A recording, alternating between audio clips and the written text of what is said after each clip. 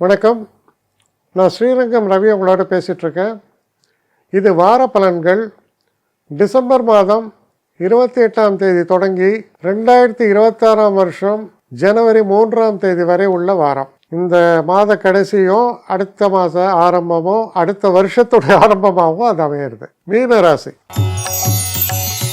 மீனராசி நேயர்களை பொறுத்த வரைக்கும் தொடக்கத்தில் கொஞ்சம் மூடியாக இருக்கலாம். என்ன காரணம்? ஜென்ம சனி, நிறைய ரெஸ்பான்சிபிலிட்டி, தொழிலில் நிறைய பிரச்சனைகள், இந்த மாதிரி பல விஷயங்கள் இருக்குது. கொஞ்சம் மூடியாக இருக்கலாம்.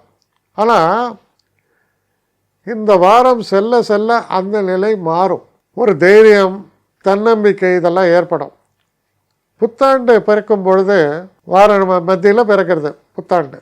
அது பிறக்கும்போது நிச்சயமாக ஒரு ஹோப்ஃபுல்லாகவும் தைரியத்தோடையும் தன்னம்பிக்கையோடும் என்னுடைய இன்னல்கள் இருக்கின்றன, ஆனால் இந்த இன்னல்கள்லாம் அகலப்போகிற காலமும் வந்துவிட்டது அப்படிங்கிற ஒரு கான்ஃபிடென்ஸ் நிச்சயமாக ஏற்படும்.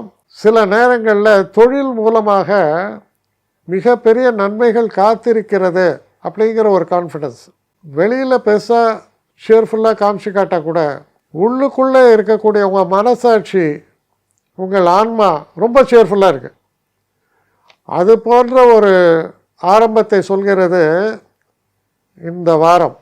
மனதில் உள்ள பாரம் அடங்கி மனதில் புத்தொளி பிறக்கக்கூடிய, புத்தொளி சுடர்விடக்கூடிய நல்ல வாரமாக இது உங்களுக்கு அமையும். என்னை காண்டாக்ட் பண்ணணுன்னு நினைக்கிறவங்க srirangam1@gmail.com ஒரு முகவரிக்கு உங்களுடைய இதை அனுப்புங்க. கட்டணம் உண்டு, அதோடைய விவரங்களை நான் உங்களுக்கு அனுப்புகிறேன். ஆனால் நான் இன்றைக்கி மேல் அம்சம் இன்னும் பதில் வரலையே அப்படின்னு வருத்தப்படாதீங்க. ஏன்னா எனக்கு கொஞ்சம் பெண்டிங்கில் இருக்குது. ஒரு நாளைக்கு எவ்வளோ பேரை நான் பார்க்க முடியும்? 3 பேர் 4 பேர் மேலே என்னாலையும் பார்க்க முடியாது. ஆனால் நிறைய பேர் ஆசைப்பட்றாங்க. ஆனால் கண்டிப்பாக நான் எல்லாருக்கும் ரிப்ளை பண்ணுவேன். சில நேரங்களில் 3 to 4 வீக்ஸ் ஆகும் என்னுடைய ரிப்ளை வரத்துக்கு. ஆனால் வரும். ஏன்னா நான் எல்லோரும் ஒரே நேரத்தில் ஒரு நாளைக்கு 10 பேர் பார்க்கணுன்னா முடியாது. ஸோ அதை கன்சிடர் பண்ணுங்கள். நான் நிச்சயமாக ரெஸ்பாண்ட் பண்ணுவேன்.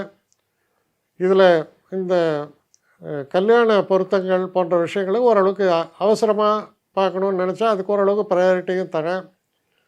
அதனால் கொஞ்சம் பொறுமை காக்க வேண்டும். கொஞ்சம் டிலே ஆகிறதுக்காக என்னை மன்னிக்கணும். ஆனால் ஐ மீன் ஹெல்ப்லெஸ் சுச்சுவேஷன். அதனால தான் நிச்சயமாக ஐ வில் ரிப்ளை யூ.